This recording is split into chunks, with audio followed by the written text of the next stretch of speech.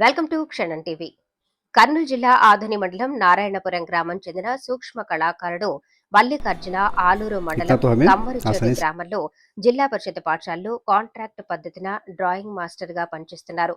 మల్లికార్జున ప్రతి పండుగకు ప్రతి కార్యక్రమానికి ఒక ప్రత్యేకతతో నిలుస్తున్నారు. అలాగే వినాయక చవితి సందర్భంగా వక్కపై బాల వినాయకుని విగ్రహాన్ని కేవలం 2 సెంటీమీటర్ల సైజులో సూక్ష్మ చిత్రాన్ని పెయింటింగ్తో శనివారం వేశారు.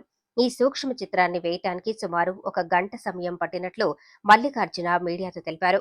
ప్రభుత్వాలు సూక్ష్మ కళాకారులను గుర్తించి ప్రోత్సహించాలని, భారతదేశ గొప్పతనాన్ని చాటడానికి మట్టిలో మాణిక్యాలు గ్రామాల్లో పట్టణాల్లో దాగి ఉన్నాయని, వారందరినీ కూడా వెలికితీసి భారతదేశ చరిత్రను చూపాలని మల్లికార్జున కోరారు. అలాగే స్థానిక ఎమ్మెల్యే పివి పార్థసారథి కూడా ప్రతి పండుగకు ప్రతి కార్యక్రమానికి మన ప్రతిభను వెలికి తీయటానికి ప్రత్యేక కార్యక్రమాలు చేపట్టి మన ప్రాంత నైపుణ్యాన్ని దేశ చరిత్రలో నిలిచేటట్లు చేయాలని, కళాకారులను వివిధ ప్రతిభావంతులను ప్రోత్సహించాలని ఆశిస్తున్నామని మల్లికార్జున తెలిపారు. ముందుగా అందరికీ వినాయక చవితి శుభాకాంక్షలు. నా పేరు మల్లికార్జున. నాది నారాయణపురం గ్రామం, ఆదోని మండలం, కర్నూలు జిల్లా.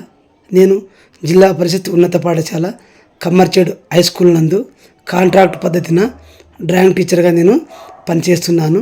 ప్రతి పండగకు అంటే ఆ రోజు ఏదైతే పండుగ ఉంటుందో ఆ పండుగకు సంబంధించిన చిత్రాన్ని వేయడం నేను అలవాటుగా చేసుకున్నాను.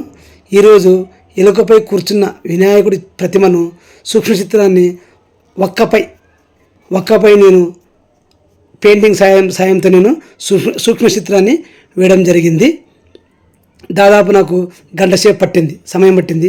అలాగే ప్రతిసారి నేను వేస్తున్న చిత్రాన్ని కానీ ఏదో ఒక రకంగా కానీ ప్రతి ఒక్క మీడియా మిత్రులందరూ ఖచ్చితంగా నాకు వాళ్ళ ప్రోత్సాహం ఉన్నందువల్ల నేను ఇలాంటి చిత్రాలు వేయగలుగుతున్నాను.